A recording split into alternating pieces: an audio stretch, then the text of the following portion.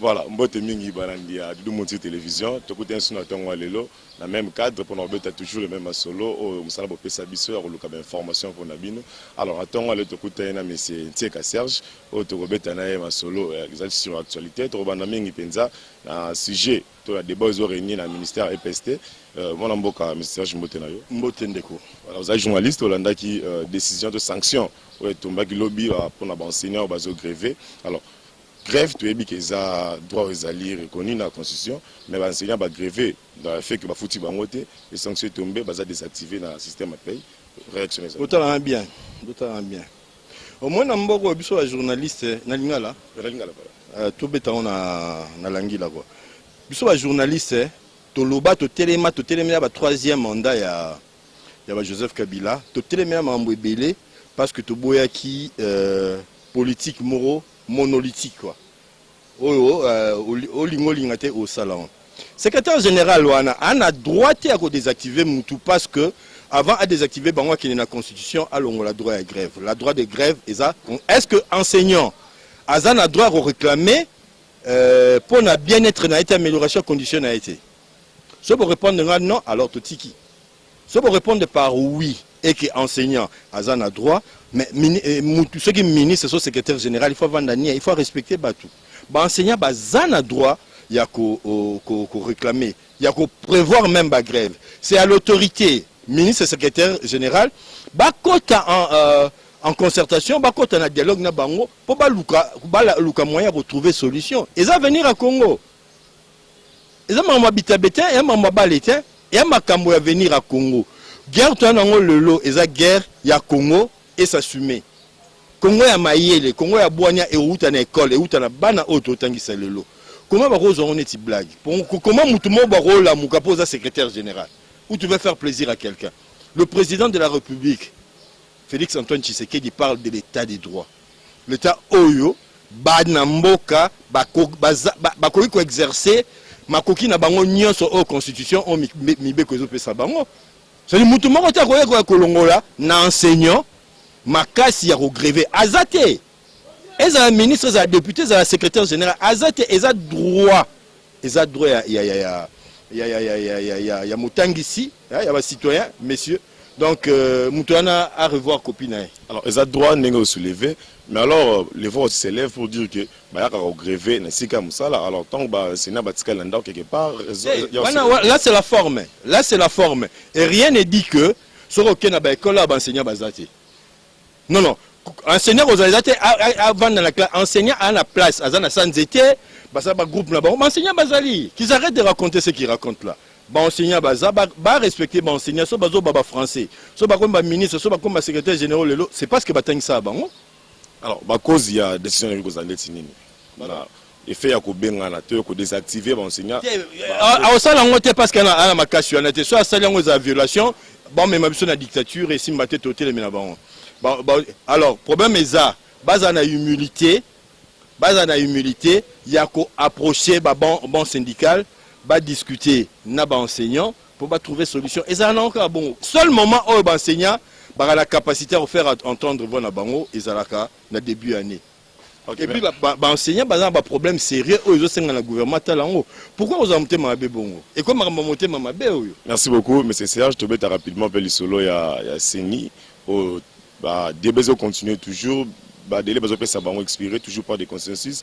Est-ce qu'il n'y a pas moyen pour respecter l'article 17 et charte dans le lobby, il y a les capables vote? Papa, charte enseignant l'article 17, il y a un article belé. Article il y a ma casse lobby que mieux c'est ça na composant toi il faut eleka na bakondina yango. On comprend. Donc, tout le monde a rôle à Moukalelo parce que d'accord, tu es dans ma solo, abanda ko poser ba acte oyo, charte PC ma capacité. Tous ont la logique, tous ont perdre de temps pour rien. Sinon, nanga à organiser les élections. Ba bazo ba élection raté parce qu'il y a une équipe qui travaille. Ba nanga ba ronsar auto boyara, to tiki la ba autant. Malon na ba rosa ko continuer na ba chole, na ba nanga ko discuter, mais nanga à continuer au sa musala. Tout ça la musala na botosi mibeko oyosa mibeko yosenga ke to solo là et puis ba konzi ya composant wana ya question na français ba benga question logique Alors, sinon, tu vas discuter sur la loba iboye, de l'okamba loba iboye, ou la loba iboye. Le problème est à niveau de discussion, on va discussion à bas étage. Nani a sengi ko sala nini? Nani fa lamba fufu, nani fa lamba loso, nani fa oyo a lamba fufu, oyo lamba loso, kwa ngato tiki la bateke. Alors, nous avons fait ça mécanisme. Tant que nous avons dit que sympathie, est-ce que bonne foi te ya yeka dimeko saloba qui voilà comme va se la pensate na tiki pour que va pas. Ndeko, na boy kolobela batu. Tous abisonyo so ba congolais. To uti esika, to ebi esika to uti. Oh, to risqué. So to lingi Congo. Congo est beaucoup plus important que biso bomoto na biso. Ngai Serge, Doudou, Naïbité, Moro, Pascal. Congo est beaucoup plus important et puis Congo est éternel. Biso to roleka Congo etikala. Ce que Kanisi vient que Congo est beaucoup plus important pour Nayo. C'est le roi maman na Bible. Boutique là et moi na wana, bokata iti. Et c'est que nous sommes des pères et des mères nés de Mikolo, il y a des makam. Si nous sommes vraiment des pères et des mères, oba, boutique là et moi na wana. Pour sinon, toujours bloqué, mboga likola kombo moko. Nicolas Kombomi Balé, il y a le coup moment personnel où ils ont la sensité. Surtout ligne Congo, tout privilégié Congo. Monsieur Serge, merci beaucoup. Merci, alors, nous allons prendre rapidement le deuxième invité, monsieur Pascal, pour nous remettre toujours même à solo, naïe aux alliés actualité politique dans le RDC. Monsieur Pascal Onjo, Mbotendeko. Voilà, Toko Telboso, na dossier na ministère EPST. Sanction est tombée dans l'enseignant ou à grévé, alors que grève la constitution est droit à maintenant sur ce qui y a des points aux homonies qui ont marché madame Toko grévé et le ministre a sanctionné non grève est reconnu dans la constitution, grève est normal, ce que Moto a estimé, Moussali a estimé que le droit n'est pas respecté, c'est normal qu'il y ait la revendication mais dans le texte réglementaire, puis la grève, il faut que la Kisakango ne siga Moussala des amalams parce que simplement pour les enseignants, beaucoup na vacances, mais il faut ne fût-ce que comme à l'école, que la nous ne sommes pas contents, beaucoup de ndalala, beaucoup sala nzembo, et puis beaucoup comme Mukanda que tozonga ka toki boye.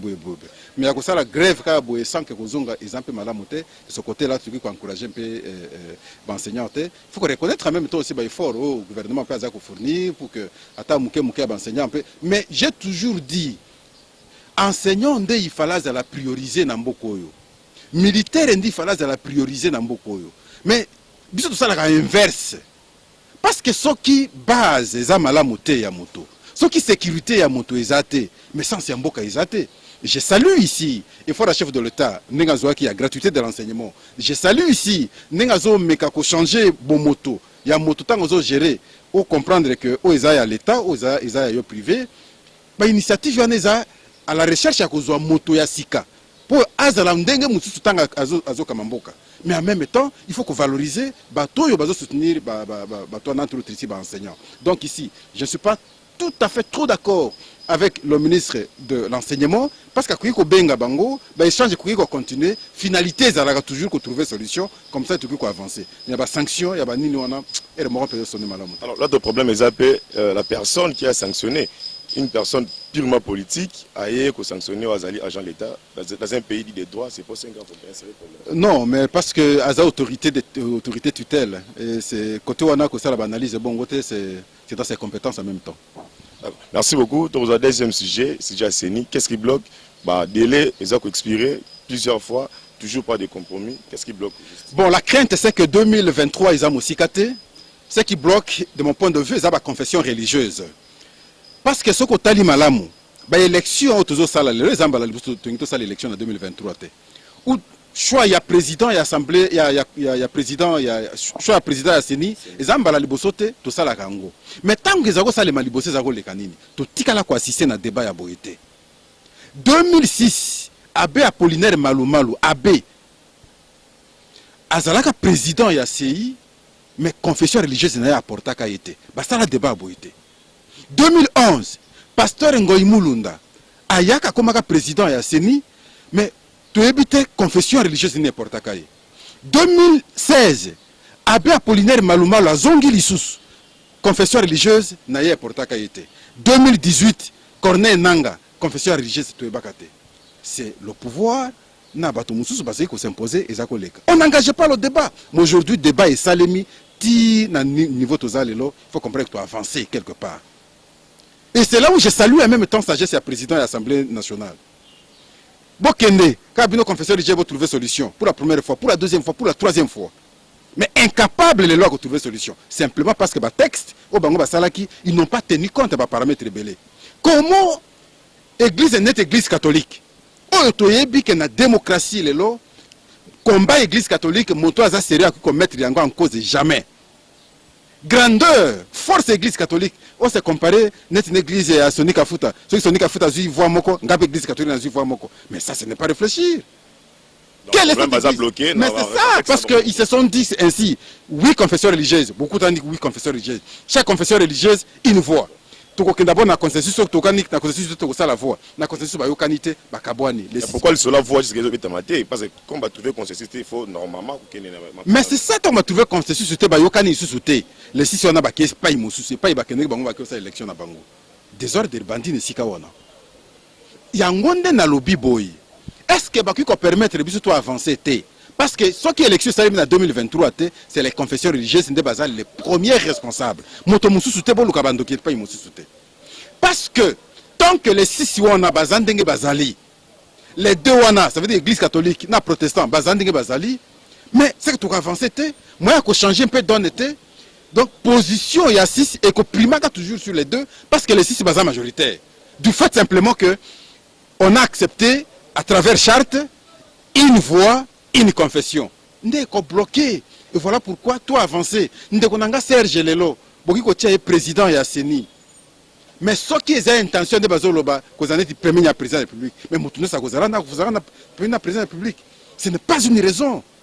Laissez-nous avancer. Est-ce que c'est parce que Moulouba? Mais là aussi, je veux vous rappeler une chose. Argument n'a pas tout Bazoloba Mingi. Et dans l'année 2006, et dans l'année 2011, et dans l'année 2016, et dans l'année 2018, on n'a jamais eu un président Yasseni à Outina Ouest.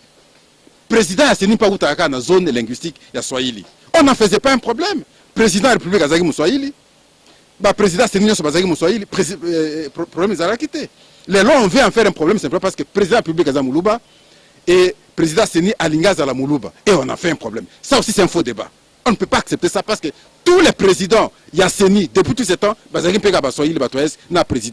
on n'en faisait pas problème. Alors, ce qui est important aujourd'hui, c'est qu'on permettre que les Congolais élections salement, tous les Moutamalamo, Namutu Yasseni, ou à organiser des élections aux Alamalam, 2006, 2011, 2018, pour que les conflits soient tous à la Bissonionso, en unité, après publication, pour que ça permette de beaucoup avancer.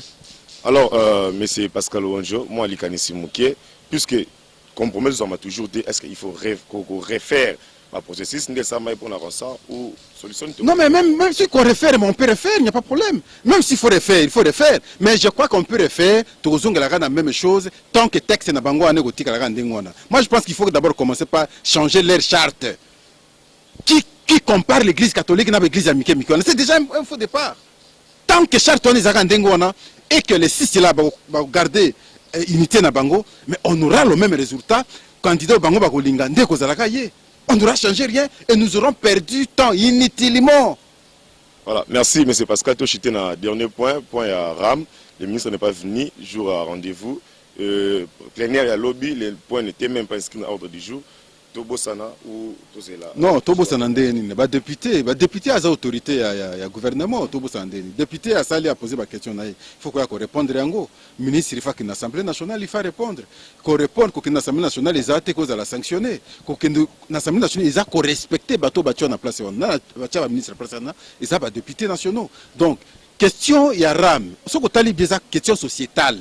Population non se regrette. Population non se souhaite que ba écarter taxe wana. Mais il faut que est la loi auto votaka. Est la taxe auto instituaka. Nous sommes tous là pour l'intérêt de la population. Mais ce que la population a ne loko bosali estime que eza malamoté. Mais il faut que ça ligne de rire la population. Donc voilà pour moi, je propose que ba écarter n'est-ce pas taxe wana parce que la population visiblement a l'unité pas seulement à travers les représentants, mais si on pose des questions à Batunyo, tout le monde en souffre. Encore que la condition de vie est mal montée. Le ministre il faut répondre, et ça normal parce qu'il risque une infraction ou bengi outrage, n'est-ce pas, dans l'Assemblée nationale, et vous avez un peu mal monté. Alors, makanisi ya ko supprimer yango et ko même la société ko faire reculer na avantage aux RAM comme ce site par exemple et permettre d'installer connexion wifi dans certains coins. Mais et parce puis que explication voilà, on est avantage avantage les alliés au fait explication des alliés qui m'a la moté. Il faut savoir expliquer parce que il y a eu des contradictions dans la communication du ministère. Alors maintenant, ce qui communication à malam les alak et que les députés va comprendre quand on peut dire la population comprendra bon les malam. Mais ce que tali bien façon bending bazo de la bato ba unité et ça na logique on a ngana ti unité le lozui. Na ti alobi ozui. Na ebité donc montant ni il faut jouer langai. Pendant un mois, na repère de même 100 unités, 200 unités.